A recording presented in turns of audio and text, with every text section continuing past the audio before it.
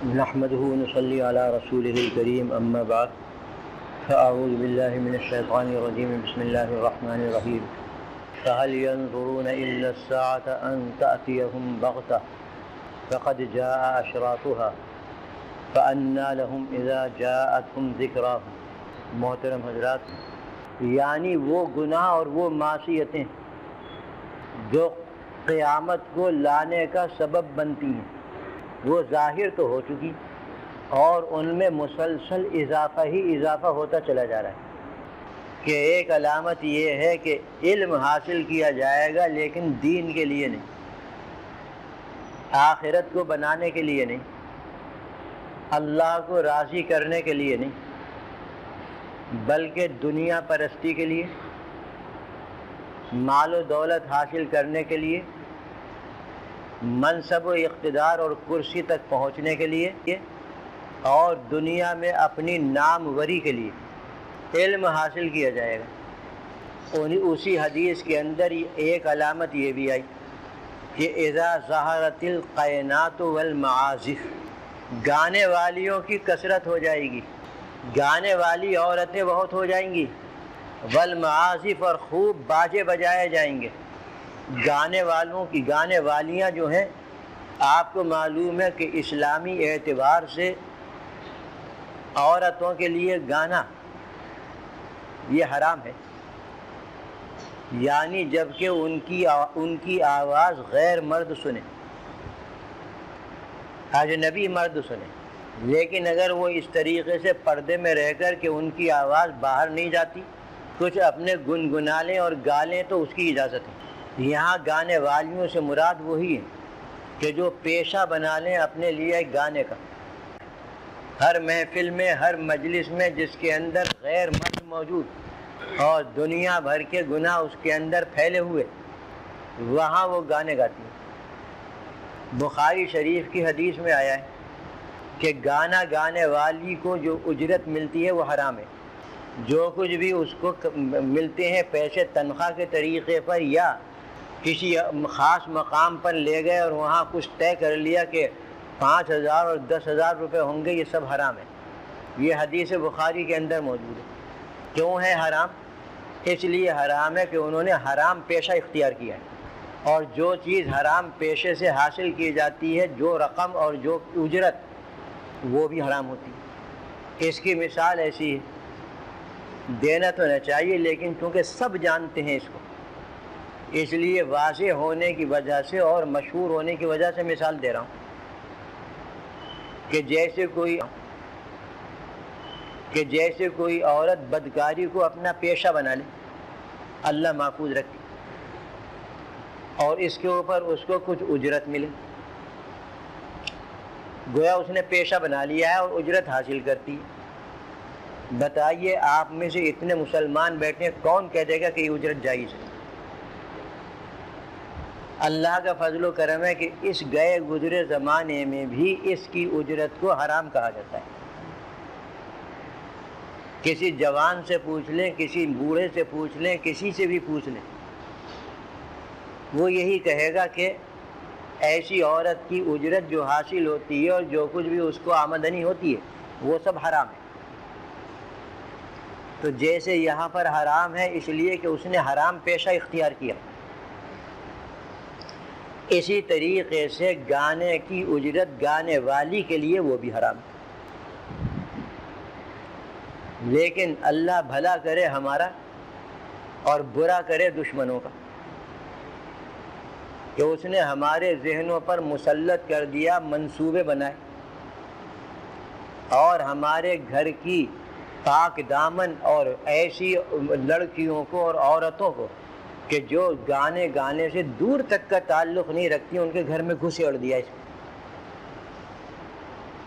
آپ ذرا دیکھیے آج کل ان اسکولوں میں جہاں ہماری لڑکیاں پڑھنے جاتی ہیں، میں تو بار بار یہی کہوں گا، آپ ناراض ہوتے ہیں ہو جائیں کہ وہاں پر باقاعدہ گانا سکھانا اور نعت سکھانا داخل ہے نصاب میں، اس کے نمبر ہیں، قرآن کے تو نمبر نہیں ہے وہاں پر اتنے کہ جتنے گانا گانے کے اور جتنا ناچنے کے نمبر۔ آپ حضرات کو خوب معلوم ہوگا کہ اگر کسی اللہ کی نیک بندی سے ناچنا اور گانا نہ آئے تو وہ ناکام ہے ان کے۔ ہیں ایسے اسکول یہاں پر کراچی میں کہ وہاں پر باقاعدہ گانا سکھایا جاتا ہے، اور اس کا نام رکھا ہے فن لطیف، موسیقی نام رکھا ہے۔ کیا ہے یہ موسیقی؟ عورتوں کا کیا کام اس سے، اور مردوں کا بھی کیا کام؟ کیونکہ مومن گانے کے لیے تو پیدا نہیں ہوا، مومن تو ذکر اللہ کے لیے پیدا ہوا ہے۔ مومن جو ہے وہ تبلے اور ڈھول کی تھاپ پر ہاتھ مارنے کے لیے پیدا نہیں ہوا، بلکہ وہ تو نمازیں پڑھنے کے لیے اور اپنے ہاتھوں کو اللہ کے سامنے پھیلانے کے لیے پیدا ہوا ہے، پھیلانے کے لیے پیدا ہوا ہے، مرد ہو یا عورت ہو۔ تو فرمایا کہ کثرت ہو جائے گی گانے والی عورتوں کی، جیسا کہ اس زمانے میں آپ دیکھ رہے ہیں کہ جو جتنا اچھا گانا جانتا ہے یا جانتی ہے اس کا اتنا ہی احترام اور اعزاز ہوتا ہے، اتنا ہی اس کو بڑے بڑے مرتبے دیے جاتے ہیں ہمارے اس ملک میں اور اس قوم میں۔ پچھلے دنوں کسی گانے والے کا انتقال ہوا، میں تو نام جانتا بھی نہیں، گویا اخبارات اس کے لیے وقف ہو گئے۔ حال ہی میں کوئی گانے والی بیمار ہو گئی، اخبارات وقف ہو گئے، اور کیسے کیسے ترغیب دی جا رہی ہے ہماری لڑکیوں کو کہ تم بھی یہ کام کرو، تمہیں بھی ایسی ہی نیک نامی ملے گی، یہ ترغیب دی جا رہی ہے۔ صاحبو کر لو یہاں پر جو کچھ کرنا ہے، لیکن یہ سمجھ کر اور یہ سوچ کر کرو کہ آگے اس کا جواب دینا ہے۔ کر لو مگر یہ سوچ لو کہ آگے ہمیں اس کا جواب دینا ہے۔ اندھے بنتے ہو بن جاؤ، اپنی لڑکیوں کو جہنم میں دھکیلتے ہو دھکیل دو، ان کو اسلام سے بیزار رکھنے کی تعلیم دیتے ہو دے دو، یہاں تو کوئی کچھ نہیں پوچھے گا، لیکن ان گناہوں کا اور ان معاملات کا اثر دنیا میں بھی آپ پر پڑے گا اور آخرت میں بھی جواب دینا پڑے گا۔ یہ ایسے ہی نہیں ہے کہ بس ہم نے کر لیا ختم ہو گیا۔ ایمان والوں کا عقیدہ ہے کہ جو کچھ ہم یہاں کریں گے وہ آخرت میں ہمیں جواب دینا پڑے گا۔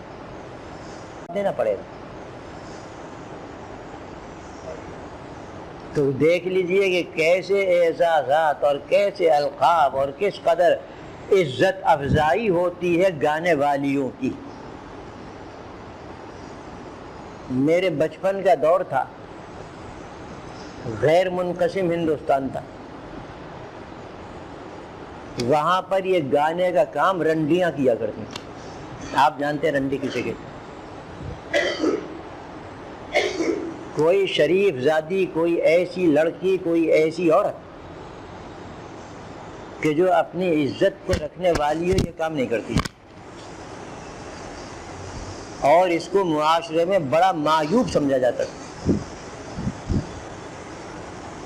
ہمارے شہر میں ایک عورت تھی، وہ بمبئی چلی گئی۔ بمبئی اس زمانے میں بہت مشہور تھا ان کاموں میں، تو اس نے وہاں پر ناچنا گانا شروع کر دیا، پورے محلے نے اس کا بائیکاٹ کر دیا، پورے محلے نے بائیکاٹ کر دیا۔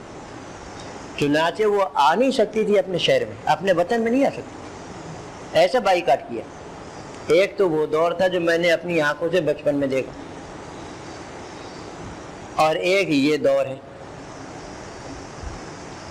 کہ اپنی لڑکیوں کو بھیج دیتے ہیں سینماؤں میں، بھیج دیتے ہیں فلموں میں، بھیج دیتے ہیں ٹی بی کی بیماری پر، بھیج دیتے ہیں ریڈیو میں گانے سنانے کے لیے، اور مست ہیں، خوش ہیں، فخر کرتے ہیں کہ ہماری بیٹی اس مقام پر پہنچ گئی۔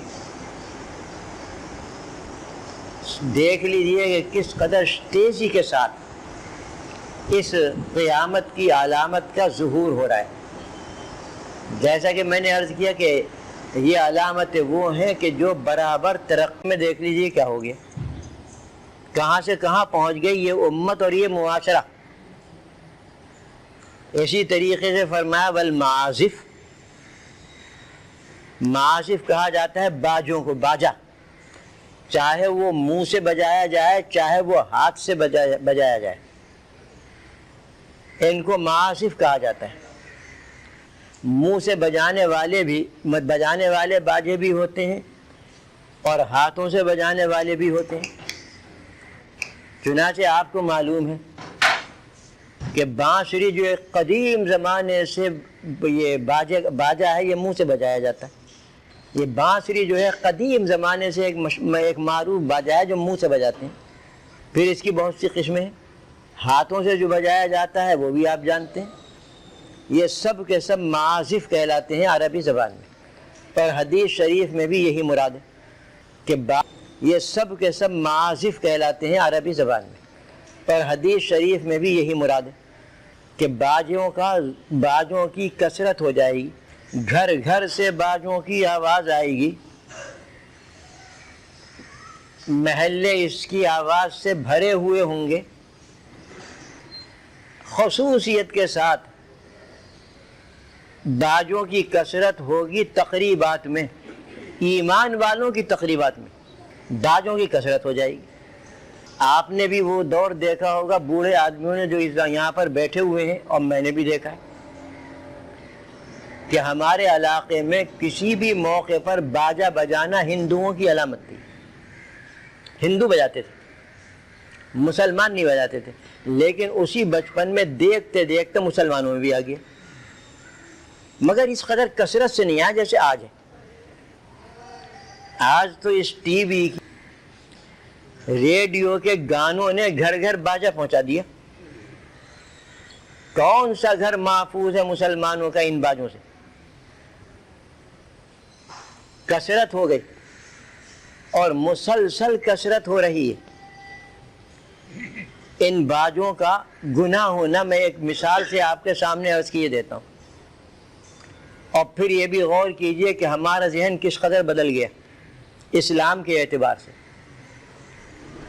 آپ نے پڑھا بھی ہوگا اور یہ حقیقت بھی ہے، اور ہمارے سامنے بھی یہ ہوتا تھا کہ اگر کسی مسجد کے سامنے ہندوؤں نے باجا بجا دیا، ناس ہو جاتا تھا ان کا، اور ان کی مصیبت آ جاتی تھی۔ خصوصاً اگر نماز کے اوقات میں باجا بجا دیا تو پھر نہ پوچھئے کیسی خونریزی ہوتی تھی۔ کیوں صاحب ہندوؤں کے حق میں ان کا باجا بجانا پسند نہ کریں؟ آج تک وہاں یہی کیفیت ہے، اور وہاں کا قانون ہے یہ کہ مسجد سے تقریباً 100 قدم پہلے اور مسجد کے گزرنے کے بعد 100 قدم کے بعد باجا نہیں بجے گا۔ وقت جب بجے گا جب یہاں سے گزر جائیں گے، اس سے پہلے نہیں بجے گا۔ قانون ہے وہ۔ کیوں ہے یہ قانون؟ اس لیے کہ یہ گناہ تھا، باجا گاجا یہ گناہ ہے۔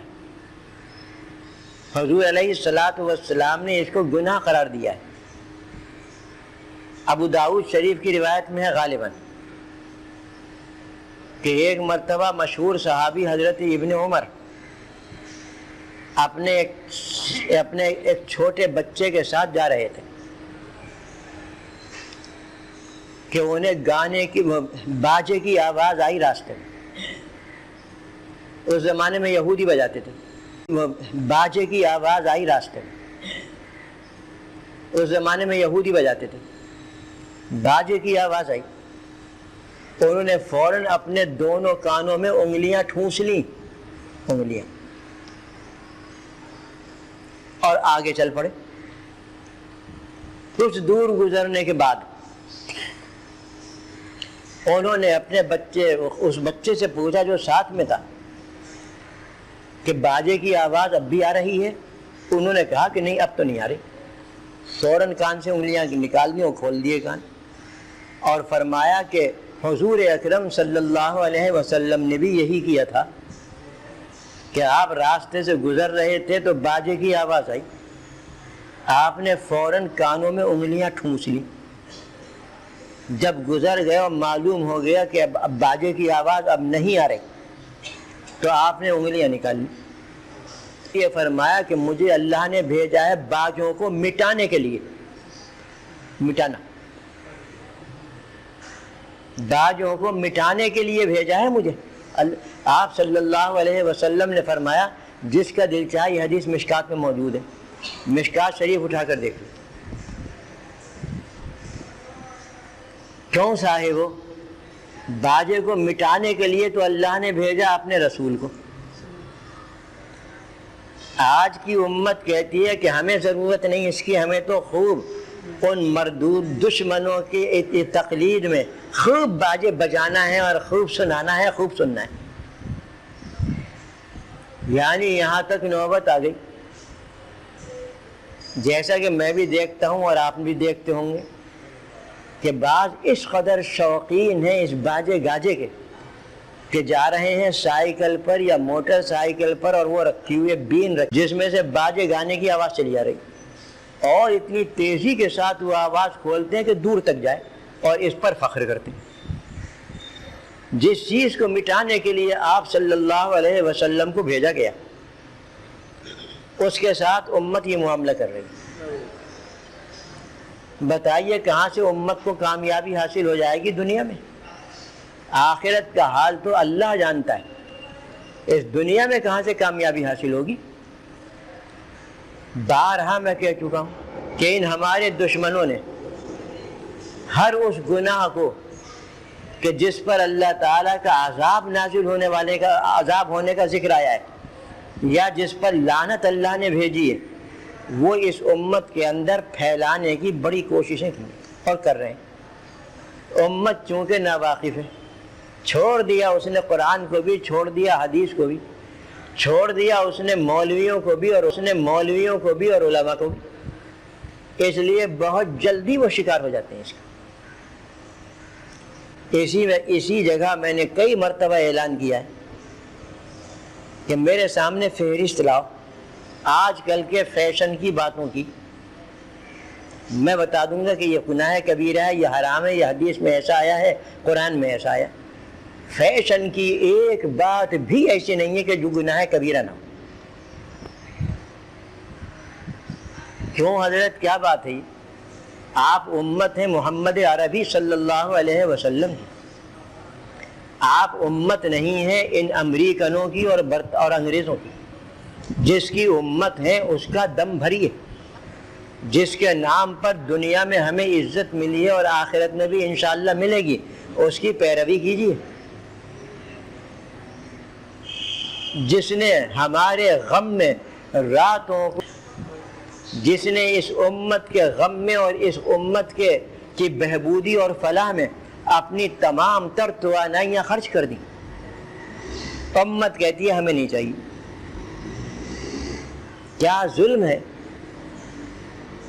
ایک حدیث تو اس وقت یاد آئی تھی لیکن موقع نہیں ہے اس کے بیان کرنے کا. حدیث بہت لمبی ہے، بہت طویل ہے، لیکن اس کا ابتدائی حصہ بیان کیا دیتا ہوں کہ حضرت فاطمہ اور حضرت علی کرم اللہ وجہ ایک مرتبہ آپ کی خدمت میں پہنچے، آپ کے حجرہ شریفہ میں، دیکھا کہ آپ زار و قطار رو رہے ہیں. بہت تیزی، بہت ہی یہ کہنا چاہیے گریہ و زاری کے اندر آپ مبتلا ہیں. دونوں پریشان ہو گئے کہ معلوم نہیں کیا واقعہ پیش آ گیا، دونوں پریشان ہو گئے کہ معلوم نہیں کیا واقعہ پیش آ گیا. پوچھا کس وجہ سے رو رہے ہیں؟ آپ نے فرمایا کہ میں نے اپنی امت کی بعض عورتوں کا حال جہنم میں دیکھا ہے، اس کو دیکھ کر رو رہا ہوں.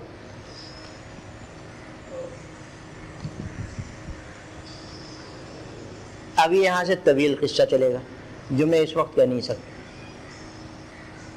اپنی امت کی بعض عورتوں کا حال میں نے جہنم میں دیکھا، کس قدر تکلیف، کس قدر عذاب اور کس قدر ایذا میں مبتلا ہے میری امت. ان کے اس عذاب کو اور اس تکلیف کو دیکھ کر میں رو رہا ہوں. پھر آپ نے تفصیل بیان کرنا شروع. تو آپ کا تو یہ مقام تھا کہ امت کے لیے راتوں کو رویا کرتے تھے۔ مشہور ہے یہ بات کہ آپ کو امت کا خیال اس دنیا میں بھی تھا اور اب بھی ہے، اور آخرت میں بھی آپ کو امت کا ہی خیال ہوگا۔ جب پل صراط عبور کرنے کا حکم ہوگا تو اس وقت حدیث شریف میں آیا ہے کہ انبیاء کرام بڑے بڑے پیغمبر اس وقت یہی دعا کریں گے کہ اللہم سلم سلم اللہم نفسی نفسی، کہ میرے اوپر رحم فرما اور مجھے سلامتی کے ساتھ پل صراط عبور کرا دے۔ لیکن آپ صلی اللہ علیہ وسلم کی کیا دعا ہوگی؟ ہر مومن جانتا ہے کہ آپ کہیں گے یا رب امتی امتی، اس موقع پر بھی آپ تو اس قدر خیال فرمائیں امت کا، تلف ہو گئی کہ وہ کسی بھی لمحے اپنی زندگی کے ایک لمحے میں بھی آپ صلی اللہ علیہ وسلم کی طرف توجہ نہ کریں۔ بتائیے اس کا کیا نتیجہ ہوگا؟ محسن کے احسانات کی ناشکری، اور ان ناشکری جو ہے یہ بدترین عذاب ہے۔ دنیا میں جو محسن ہے ہمارے، ان کی ناشکری بھی عذاب ہے اور گناہ کبیرہ ہے۔ سب سے بڑے محسن ہمارے حضور اکرم صلی اللہ علیہ وسلم ہیں، ہم آپ کے احسانات کی ناشکری کر رہے ہیں تمام۔ کیا ملے گا ہمیں؟ بہرحال تو یہ باجوں کو مٹانے کے لیے آپ آئے، لیکن امت نے کہا، خصوصاً پاکستانی امت نے کہ ہم تو اس کو خوب پھیلائیں گے۔ کوئی خطہ اپنی آبادی کا ایسا نہ چھوڑیں گے جہاں پر باجوں کی آواز نہ پہنچے، جہاں پر گانے کی آواز نہ پہنچے، کچھ نہیں چھوڑیں گے۔ صاحب و خیال کرو، میں نے پہلے بھی عرض کیا تھا کہ قیامت کا دفع کرنا اور اس کو دور سے دور کرنا یہ بھی ہمارے ہاتھ میں، اور قیامت کو جلدی سے بلانا اور قریب تر کرنا یہ بھی ہمارے ہاتھ میں۔ ان گناہوں کو جو علامات قیامت میں شمار کیے گئے ہیں، اگر ہم اختیار نہ کریں گے تو قیامت دور ہوتی چلی جائے گی، اور اگر ان کو اختیار کریں گے اور ان میں اضافہ اور ترقی ہوتا رہے گا تو قیامت قریب تر آتی چلی جائے گی۔ یہ تو صرف میں نے ایک ہی جملہ سنایا کہ وَإِعْنَاقُ وَالْمَعَازِفِ، کہ جب گانے والیاں کثرت سے ہو جائیں اور باجے کثرت سے ہو جائیں، خوب بجائے جائیں، دعا کریں کہ اللہ تعالی ہم سب پر رحم فرمائے اور اللہ تعالی ہمارے گناہوں کو معاف فرمائے، ہمیں اور ہمارے اہل و عیال کو اللہ تعالی صراط مستقیم پر چلنے کی توفیق عطا فرمائے، اور دعا کریں کہ اللہ تعالی ہمیں شیطانی راستوں سے محفوظ رکھیں، حضور اکرم صلی اللہ علیہ وسلم کا سچا امتی بننے کی توفیق عطا فرمائیں، اور دعا کریں کہ اللہ تعالی ہمیں ہر فتنے سے محفوظ رکھیں، ہمارے ملک اور ہمارے شہر کو بد امنی سے محفوظ رکھیں، اور امن و امان اللہ تعالیٰ قائم فرمائیں، اور دعا کریں کہ اللہ تعالیٰ ہم سب پر اپنی رحمت نازل فرمائیں برحمتک۔